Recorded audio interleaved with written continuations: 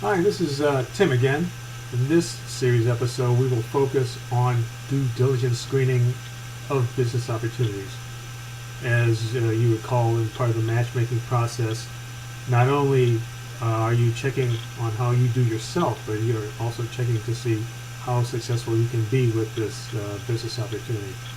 And although lots of factors govern success in the matchmaking of IM candidates with business opportunities, due diligence questions can narrow and or direct the search process into a more focused path.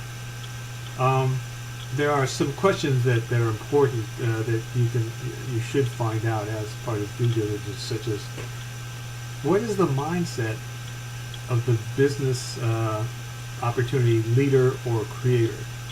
Are they actively involved in mentoring of new entrepreneurs or newbies, as it were? And we talked about this in some of the other videos where some biz ops you can't do it and some biz ops you can.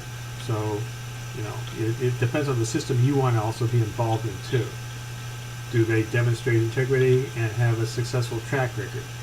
And in some cases you can find out, some cases you can't, because say WSOs have the ability to say, yes, I've got the creator has this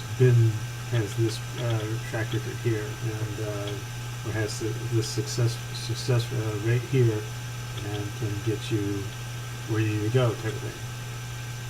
So, in a sense, the mindset of the biz op leader needs that's a critical step in part of doing your screening, your research, as it were. Can you be assured that the company or the biz op is authentic and that the earnings claim can be verified? And that's a very slippery slope, because in some cases all you get is an op page that says, well, you can make $50,000 in 1 month doing this, and this. And in some cases, that's really not the case. So you have to be careful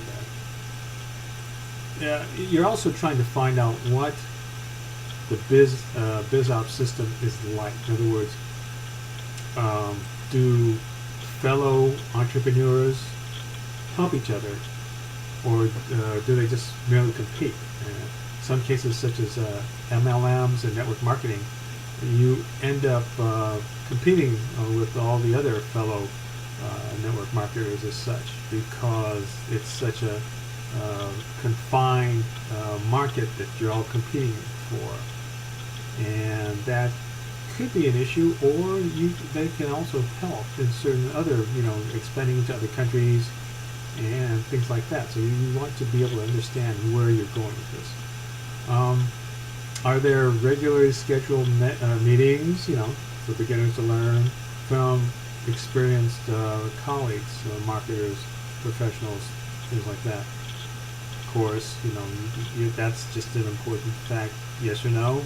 Will they have one? If it's important to you, yes, then they should have one. If it's not important to you, you can go on your own. Then by all means, this is going to be part of the matchmaking process as well. Another question to ask yourself is there a clearly defined system with the step-by-step instructions to enable you to learn your business quickly and effectively? Some cases, WSOs offer a lot of that simply because there's probably no other mentorship other than that, and that's fine too. That's important as well. So some of you may need a step-by-step. Some of you may not. So those are part of the success criteria that will drive you.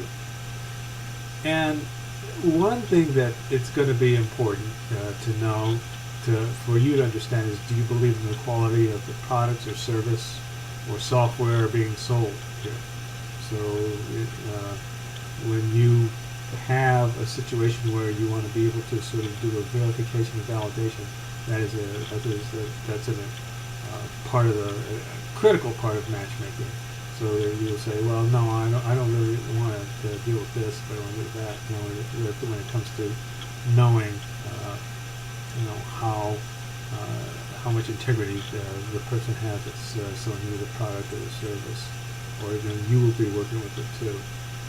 Now, the one thing that also sort of a iffy thing, but in some cases very important, is the compensation plan, in which does it provide high initial payouts as well as long-term residual compensation. Some cases, all you're going to do is, like in CPA type applications, well, those things are pretty much somewhat on a passive basis. So in this case, this will be part of your matchmaking question that we're going to have to set up for you there. Are you responsible in total for closing sales? That's a critical point. Some of you don't like to close sales, or are you going to need professional assistance in that you can create on the business drawing traffic to your website? So that's one particular issue that it's going to have to come in through due diligence. Some systems will provide turnkey websites. Some will not. Can they be uniquely customized and personally branded?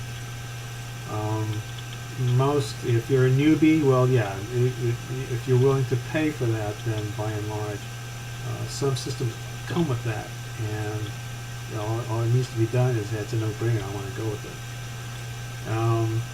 Another critical question is, what's the initial investment or investments?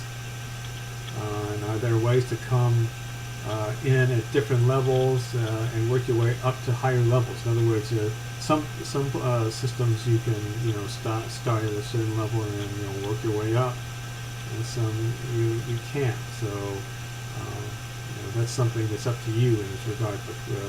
But at least the matchmaking part will look at your tolerances and say, yes, I like that, and no, I don't like that. There's another part where there's a marketing plan. Some of you are very critical of marketing plans, but you can do it yourself. But some say, no, I need a marketing plan. But if so, how's it taught? And is there access to any training or access to any types of mentorship, even on a 24/7 basis?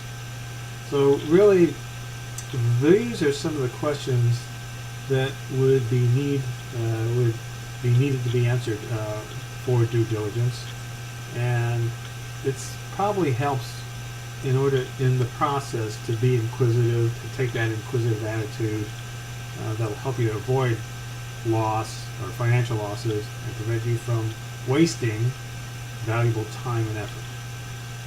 I'm going to stop right here and say the next episode we'll be talking about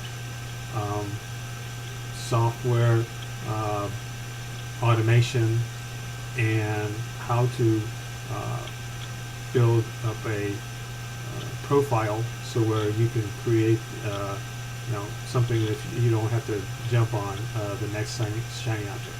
Okay, this is Tim signing off.